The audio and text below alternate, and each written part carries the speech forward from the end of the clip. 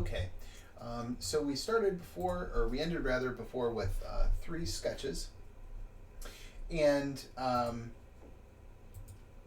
those 3, I think I'm going to choose the library to do. The library is going to be actually a little bit more difficult than these other 2, but I'm going to sort of give you a worst case scenario with this. I'm also going to bring this probably to a high level of polish. I'm not going to expect that you also get yours to this level of polish or this level of detail, but I'm going to show you how far you can take it if you want to. All right. Typically, when we're doing projects, we take a thumbnail sketch and we go into more of an intermediate sketch. In this particular case, what we're going to do is we're going to move right into the line work. Now that might seem silly given what we have here, but just go with me on this a little bit.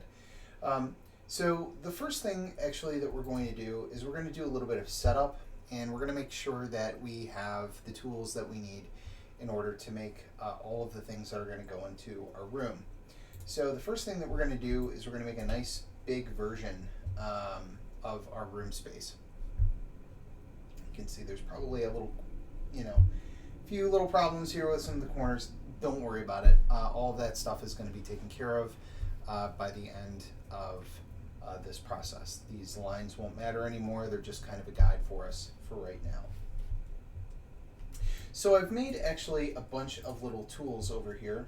I made a little window tool. We'll turn that off for right now though, but I've got these tools over here.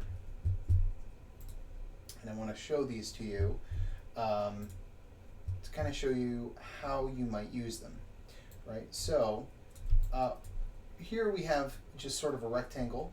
I've split the rectangle in half, and then I split those halves in half.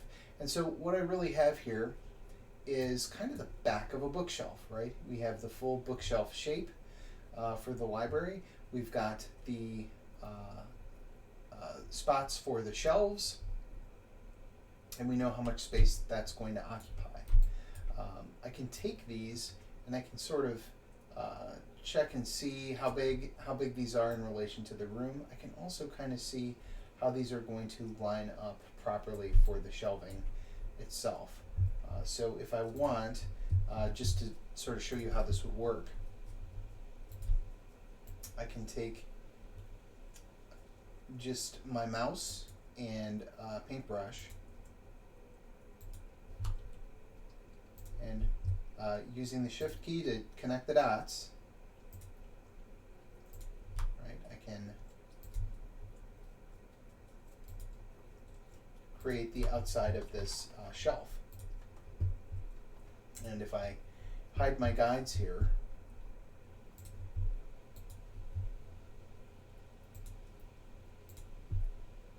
right, what happens is I can take this and use this as a general tool for sizing, right?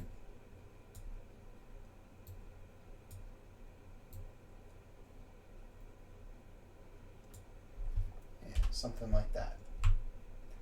And then if I'm going to do another shelf, I can kind of pull that off to the side. And these aren't perfect. This is just a sketch for tools to make sure that everything would work out. Right, so that's what these guides can do. I also have a guide that's facing this direction, and we can use that to set up for our table.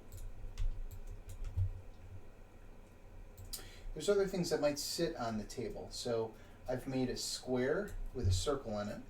When you're making your circles for an isometric view, one of the things that you actually do want to do is use Photoshop.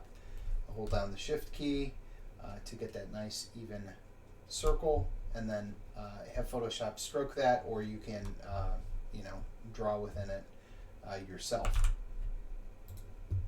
But try and get a pretty good circle so that when you go to edit, transform, distort, you can take that circle and lay it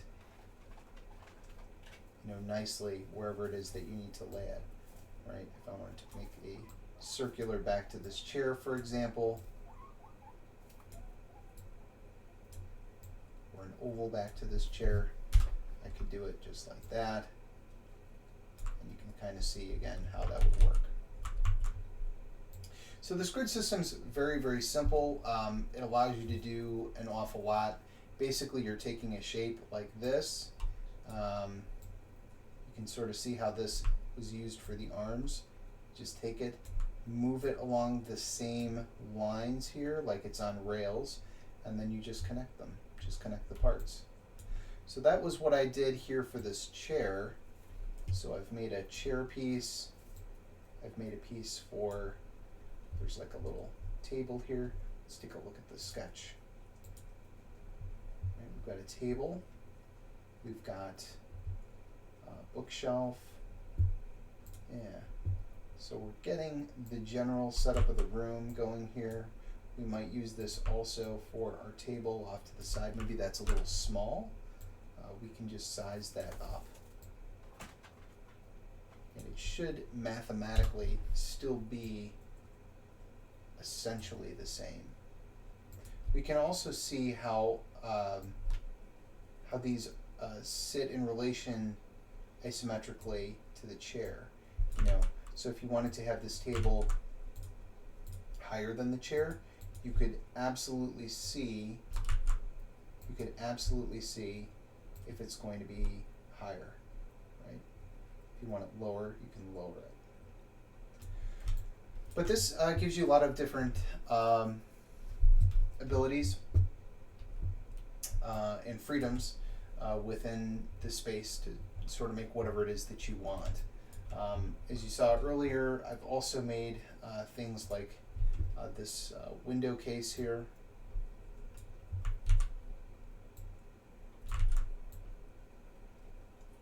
In a couple of different parts. So that will give you an idea of kind of how this whole system works. You're just kind of trying to create the tools to do the drawings and move them into place, size them and move them into place.